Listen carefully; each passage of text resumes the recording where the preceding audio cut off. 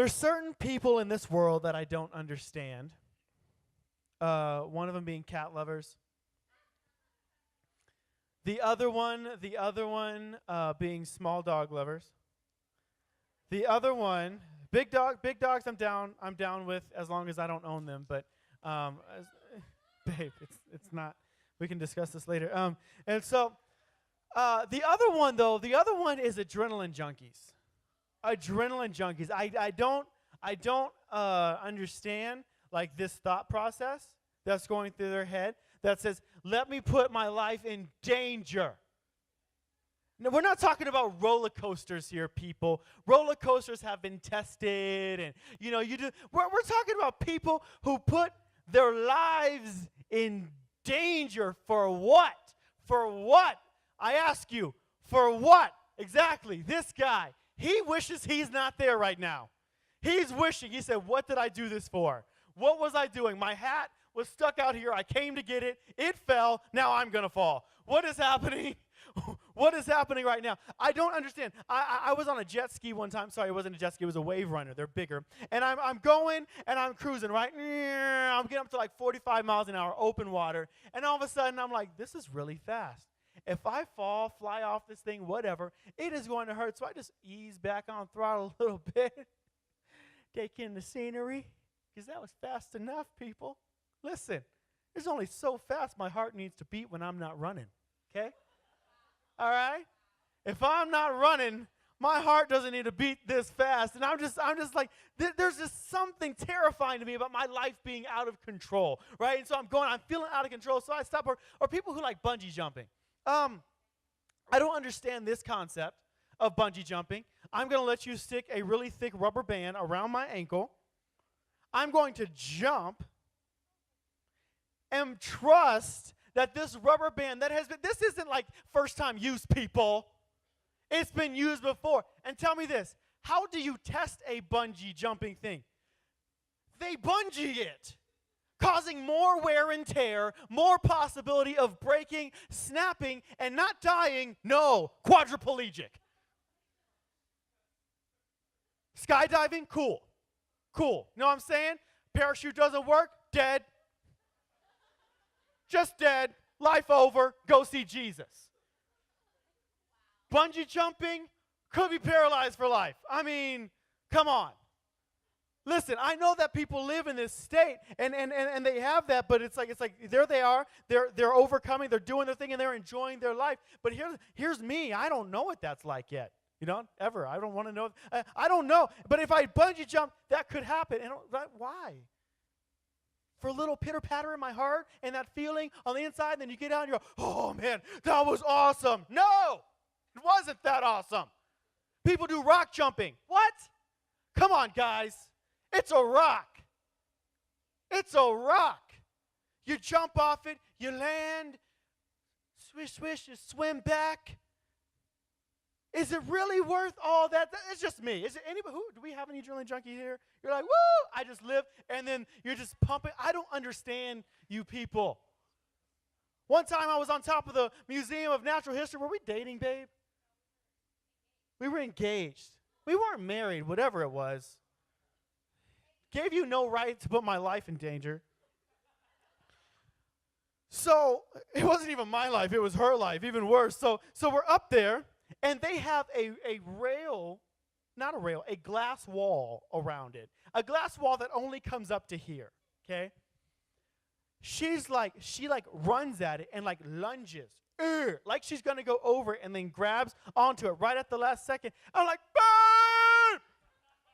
No! I felt like Spider-Man and what's her face? And she dies. And I was like, this is going to happen. Don't even have any web.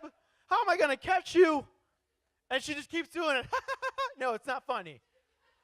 It's not funny. I'm freaking out, right? I kind of lean over the edge. Anybody else have like height issues? Okay. I lean over the edge. You know how it does that little swimmy thing where it's like, oh, oh, it's kind of swimmy down there. Who made the concrete water? Because it's moving. You know, it's like tripping me out. I had to get over my fear of heights when I worked for a contractor, and I had to go up into high things. And we go up into a scissor lift. Way, way past this ceiling.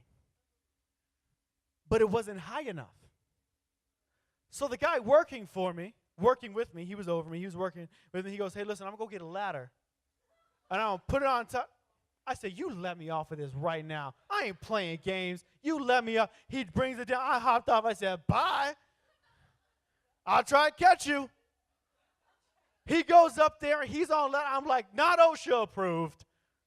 Not okay, sir. What is it?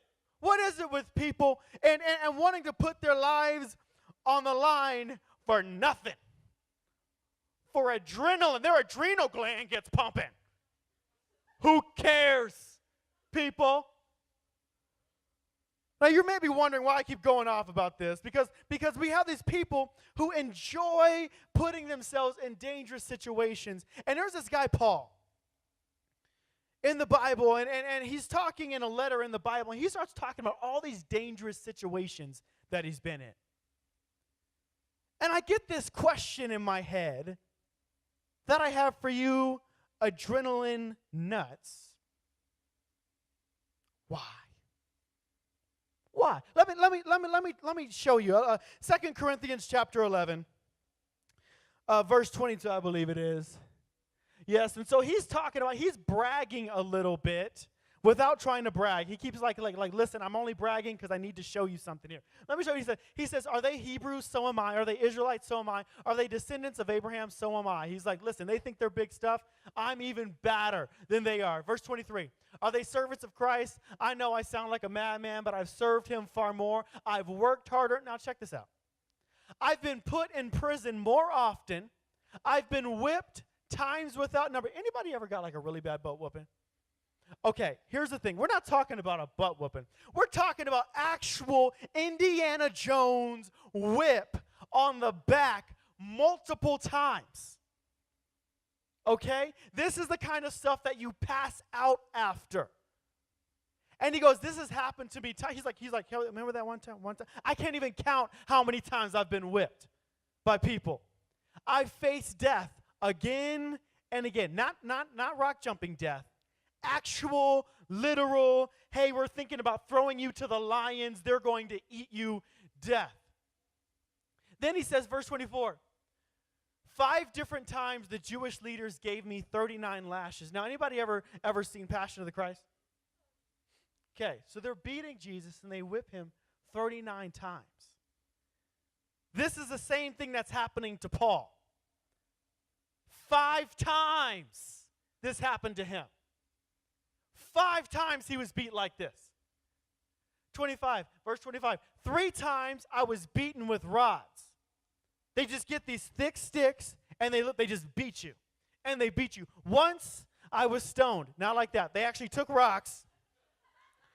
And they throw rocks at you and beat you and try to kill you with rocks. 3 times I was shipwrecked. Once I spent a whole night and a day adrift at sea with sharks, people.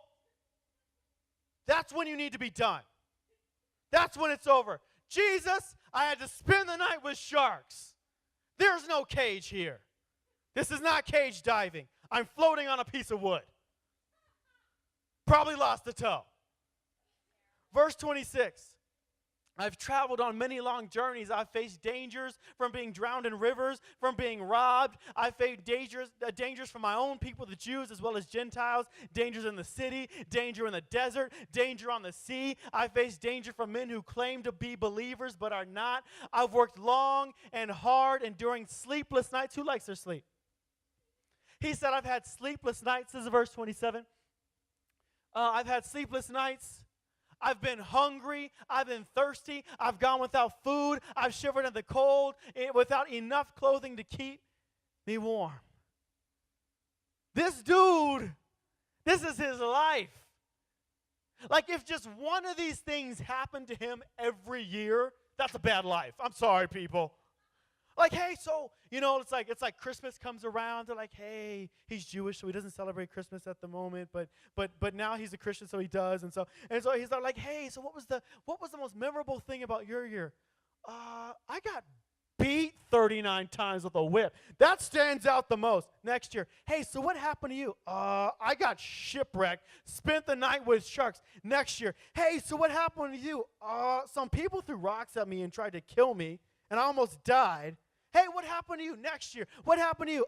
Let's see, I got beat again with whips. So what happened to you the next year? Literally, if just one thing every year happened to him, this is a bad life. And here's what I ask. Why? Why, Paul? Why are you putting yourself in the situation to where you're having yourself get beaten and shipwrecked and jacked up and messed up? Why would you put yourself in this situation? Because the truth is, all he had to do to avoid it was say, I'm just not going to live for Jesus that hardcore. Literally. All he had to do was go, instead of going and talking to people about Jesus, I think I'm going to just stay here. And his life would have been fine. But because he chose to live a life that was beyond normal, that was beyond the normal level of commitment for Jesus, he got persecuted. And I want to tell you something. If you choose to live a life that is beyond normal for Jesus, you will be persecuted. The same guy, Paul, he's talking to this guy he's mentoring, and he writes him a letter. He says, hey, listen, Timothy, I need you to know something. Listen, everyone who chooses to live godly in Christ is going to suffer persecution. It's not a question of if, it's a question of when. If you choose to live for Jesus, you will be persecuted. That's the bottom line. I know that usually when I get up here on the stage and you guys are standing, I'm like, does anybody want to accept Jesus? Part of my line is, does anyone want to accept Jesus? Because after you do, you're going to get persecuted. That's not part of my shtick, I don't usually say that. Hey, who wants to come to Jesus? He's going to change your life. He's going to give you hope, joy. He's going to give you peace, and you'll be persecuted. Come on, who wants to go? Come on, who wants to come? Let's just give our lives to Jesus right now. Jesus. You know what? What's funny is we have to teach this stuff in America. Like, I'm teaching you because you need to know it. But in other countries, they don't have to teach it because it's a given. See, in the Middle East, when you become a Christian, it means that you are changing your faith to follow Jesus, which means that you have just presented the opportunity for you to die. There's no question about it. It's not like, hey, if I accept Jesus, are there any dangers here? No, they already know. By accepting Jesus, I am opening myself up to being put to death. If I accept Jesus, I'm opening myself up to somebody killing me because I've chosen to follow Jesus. Here we're like, if I accept Jesus, man, maybe he'll just get me out of my depression, and maybe he'll change my life, and maybe he'll give me, he will give me abundance. And he will. But we have to understand the full picture. We have to understand everything that we're coming into. Because when the enemy comes after you, and he will, you got to know what's happening. See, your persecution isn't always just going to be people. People that are mocking you, although they will. People that could possibly threaten your life, although they will. They may. A lot of times it's spiritual. See, in other countries, they know that if they follow Jesus, they could die. And so what you have is the powers of darkness, the devil and his demons and his cronies, they come after them and they literally try to kill them physically. They work different in America, though. It's a lot easier. You know what they do? They just throw something shiny. Oh, that looks good. Hold on, Jesus, I'll be right back. Right? Oh, man, you know what? Listen, it's basketball season. It's basketball season. I got to play basketball. And so I won't be at 418. And but I'm going to go to church, though, and I'll still be at church, and that'll be cool. Hey, where you been? Oh, I just been busy. I know, but like church is on Sundays. Like let's come to church. Man, I just can't seem to get up. I'm staying up late watching YouTube. Can't get up at 10 o'clock in the morning.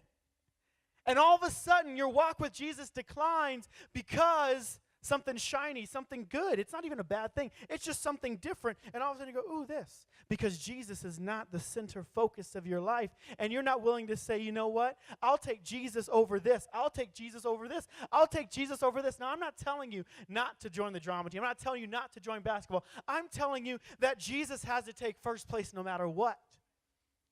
Because the enemy has a job, and it's to steal, it's to kill, and it's to destroy you, destroy your destiny. And you don't want to be one of those people where all he has to do is go, hey, look, something shiny. You're all, Jesus, I love you. Ooh, a quarter. We don't want to be that way. I don't want to be that way.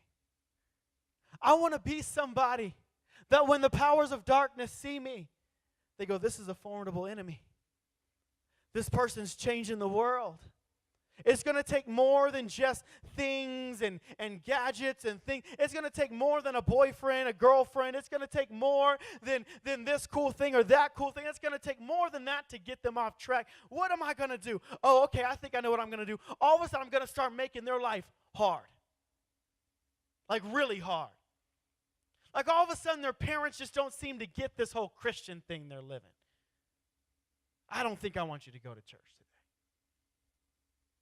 All of a sudden, their friends who were cool with you being a Christian as long as you were quiet about it, as soon as you started being vocal about it and actually walking it out, all of a sudden, like, man, what happened to you? I mean, I liked you okay when you were all religious and you were nice, but now you're trying to tell me that I actually need to accept Jesus, and that's a different story, and I'm not okay. And then all of a sudden, your friends are talking about you over here, but then when you walk up, everybody gets quiet because they're trying to figure out what happened to you, and all of a sudden, you're like, where did all my friends go?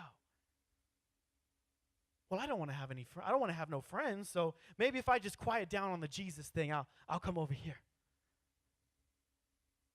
Maybe if I just cool it on the Jesus thing, I'll just like I don't have to do all that. I mean, that's all Paul had to say, right? I don't have to do all that. That person's saved. That person's saved. That person's saved. They're all going to heaven. They don't have to do all this. That's all Paul had to say. But I need to tell you something. Jesus, right now, in this day, in this hour, in this time in history, is trying to create an army of teenagers. He is creating an army of young people that are armed with love. They're armed with love. They have the ability to go in any situation and love people. I know they're persecuting me, but I'm still going to love them because I realize that it's not them persecuting me, because the Bible says we don't actually fight against people. We fight against the powers of darkness. And so when they are persecuting me, it's because what they are attached to, that darkness that is attached to them, does not like the Jesus inside of me. When you live like Jesus, people get uncomfortable. The name of Jesus will make people uncomfortable. You can talk about God. You can talk about angels. You can say all kinds of things about heaven and God and the word God. But as soon as you bring in the name Jesus, people get uncomfortable. They get uncomfortable. Do you know why? Because he's the way, the truth, and the life. And as soon as people start to realize that what they are living is contrary to what Jesus, God, the maker of the universe, is saying they should do, they get uncomfortable because people do not want their sin exposed. See, how many guys have heard about the stuff that's gone on over this weekend? There's been bombings.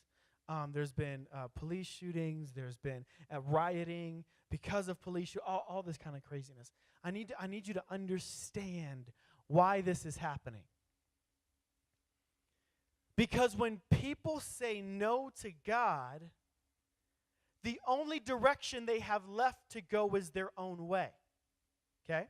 So when you start going your own way and you're walking blindly, You make mistakes. You do things that you think are right, but they're not. In Proverbs, the King Solomon, he said this. He wrote this down. He said, there's a way that seems right to people, but in the end it leads to destruction. They're going, this makes sense. Right? It makes sense to live life this way. But what they don't understand that is it's contrary, it's different. It's against what God laid out as the way we're supposed to live life. And when you do things different than the way things are supposed to be laid out, problems happen. Anybody ever have issues with math? Formulas? Anybody ever do formulas and have issues with them? You know what's the thing about formulas? Formulas work every single time. They do. I need to tell you something. If you got the math problem wrong, it wasn't the formula's fault. The formula is what it is. You plugged in something wrong. See, when we see all this stuff happening on earth, it's not God's fault. He made it work the way it's supposed to work. But when we plug something in wrong, problems. So the more people say no to God, the farther away they get from the way He designed things to work. When God made the world, He created something. He created the Garden of Eden, and it was perfection. And He said, this is the way it's supposed to work. Right here, perfection. Everything's fantastic. Everything's great. This is the way it's supposed to work. Now, Adam, I want you to take care of this, and I want you to spread this all over the world. I want you to spread paradise all over the world. But then when Adam rebelled against God, the original plan of paradise all over the world was changed, was stopped. And so now we have people that are going, I don't need God. I'll do it my own way. And so what God is doing is He's raising up heroes. He's raising up a generation of young people that will have something to live for and something to die for. Literally. See, in America, we don't think about it very often, but I do sometimes. Sometimes I go, what would I do?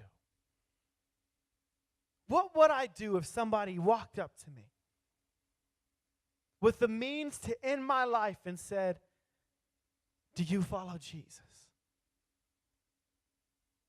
In that moment, I have a family. I got kids. What would I do? We had a missionary in town recently. His name is Seal. Awesome guy, and he lives in a country in Africa, and I don't remember which one. Gambia. I was gonna say that. Come on, McKenna. He lives in Gambia, and recently, his country has taken on that it is now an Islamic country, right? Like they used to say, like America's a Christian nation. Like this is an Islamic country, and it is supportive of ISIS. So, what's that mean? That means that the chances of him being persecuted, even killed for the cause of Christ, increased dramatically. But you know what he didn't do? He didn't go, well, guess I'll stop being a missionary. Guess I'll stop reaching people for Jesus. He didn't. You know, he has built churches, and the government has come in and literally torn it down. Picture that. Picture we've built this, and the government comes in, wrecking balls and everything, and they just tear it all down. Boom, boom, boom, boom, boom, boom. What do we do? Guess I'll go find a church that's still standing. You know, I mean, like what are we going to do? Do we still serve Jesus? Do we still follow Jesus? Do we still follow him even if we're persecuted? Do we still follow him even if things get hard? What do we do? And sometimes we need to ask ourselves, what am I living for and what am I willing to die for? Because if you don't know what you're willing to die for, you probably don't know what you're living for. There's something weird about how death and life go hand in hand. See, Jesus knew what he was living for, and he proved it by what he died for. Jesus came to earth Not just to show off some cool tricks and heal some people, but because he loved people and he proved it by dying for people. He came to earth because he loved you, because he loved you, because he loved you, and he proved it by dying for you on a cross.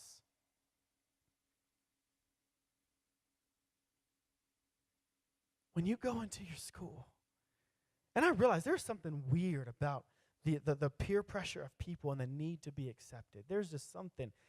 Isn't it a strange thing? Just this need, this thing that draws you into, I want people to accept me. I want to feel normal. Can I tell you something? That if you choose to follow Jesus, the only place that you will feel normal is with people that follow Jesus. And sometimes you won't even feel normal around them. Sometimes you'll only feel normal around people that choose to follow Jesus at the level you're willing to follow Jesus. I'm going to tell you something. Not every Christian's following Jesus at your level.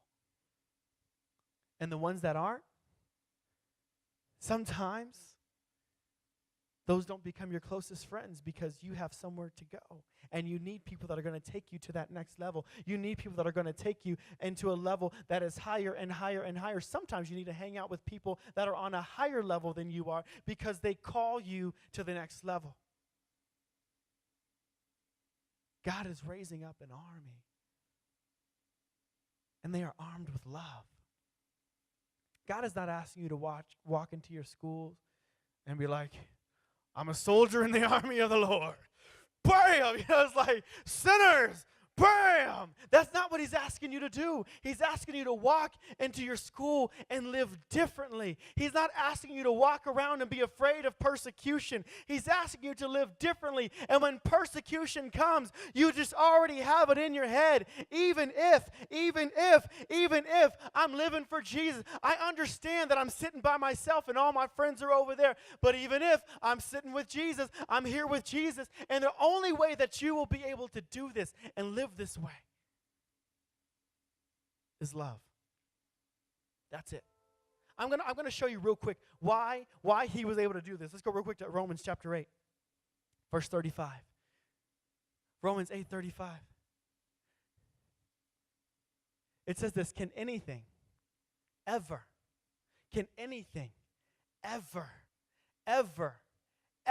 separate us from Christ's love? Does it mean he no longer loves us if we have trouble or calamity or are persecuted or hungry or destitute or are in danger or threatened with death? Does that mean he doesn't love us? No.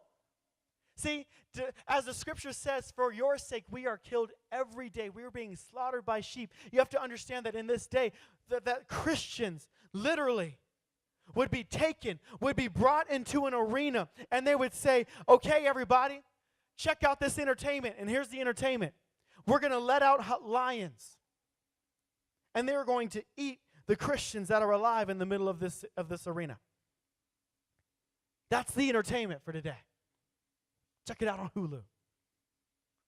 That's the entertainment. He says, for your sake we are killed all the day long. And then he says this, no, despite all these things, in the middle of all these things, even if all these things are going on, overwhelming victory is ours through Christ who what? Loved us. Without a knowledge of his love, you will not be able to stand in the middle of persecution. And then he says this, I'm convinced that nothing can ever separate us from God's love. Nothing can ever separate us from God's love, neither death or life or angels or demons or fears for today or worries about tomorrow. Not even the powers of hell can separate us from God's love. See, when you grab onto that, when you are in the middle of a hard situation and it feels like your life is falling apart and there are attacks that happen on you and attacks that happen on your family that are demonically inspired to see if they can knock you off of your path. I don't understand why all of a sudden out of nowhere I chose to follow Jesus and then this family member got sick. I chose to follow Jesus to a deeper level and then I got sick. I chose to follow Jesus to a deeper level. My dad lost his job and now we're having to move somewhere else because we can't afford this, and I chose to follow Jesus and this happened and what's going on? I thought he was supposed to make life better. He does. Still persecution. There's still these things that happen. And why am I telling you this? I'm telling you this so that you don't get blindsided. Jesus told his disciples, he said, listen, they're going to kill you for my sake. They're going to kill you because you believe in me, and I'm telling you this so that you know how to be. I'm telling you this so that you know how to live in a world that is against you, and they're against you because of me. They're against you because of me, but what they need is me. And so I'm sending you, he says, I'm sending you out like sheep in the middle of wolves. I don't know if you guys have ever pictured sheep going out in the middle of wolves. It's not a pretty picture. I'm sending you out like sheep in the middle of wolves because you're going to turn them into sheep. You know what's a trippy thing about this whole like zombie craze that's happening and everything? Is what's dangerous about them is the only way to kill them, the only way to stop them is actually like headshot them, like they're done. Depending on the type of zombie, I'm not understanding, you know what I'm saying? But it's like the only way to stop them is this way. But the thing about zombies that is scary is that it's not like they're just trying to kill you. They are trying to turn you into what they are. But the reason you can't stop them is because they're dead. The reason you can't stop them is because there's no way to reason with a dead person. There's no way to convince a dead person or hurt them enough. There is no way to do that. And God is saying, listen, I understand what you're going through, but if you will give up on your agenda, if you will die to yourself, I am calling you to take up who I am. And there is no argument. There was no problem. There is nothing anyone can say that will stop you. And I have called you to turn them into what you are. I've called you to turn them into what you are. How? There's a transfer that happens. When they encounter the love of Jesus that is in you, coming out of you, into them, all of a sudden something begins to change on the inside. And they go, I think I want that. He's called you to be an army of people that are armed with love. He's called you to have a reason to wake up in the morning. He's called you to have a reason to live, have a reason to die. He's called you to be greater than what you are right now.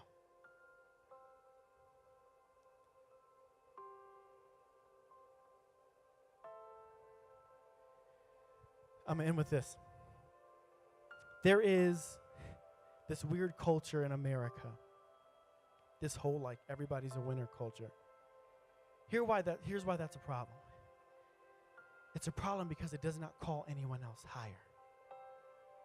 It does not call you to the next level. And it stops you from being great because you're willing to settle because somebody said you already were. You didn't do anything to get there. You didn't do anything to be. You didn't do anything. You're just who you are. There you go. Have at it. You're great. Your value's not in question. But there is something about overcoming. There is something about winning. There is something about saying, even if it hurts, I'm going to go to the next level. Some of you guys are thinking about that. What would that even look like? How would I live at the next level? And some of you guys pointed out, God's like, this would need to change. This needs to change. This needs to stop. This needs to start. This needs to be different. This needs to be different. And why does he do it? Not because he thinks you're horrible, not because he doesn't love you, but because he does. What are you going to do when persecution comes? Will you cling to his love and say, even if? Or will you go, it's just too hard? And stay where you are.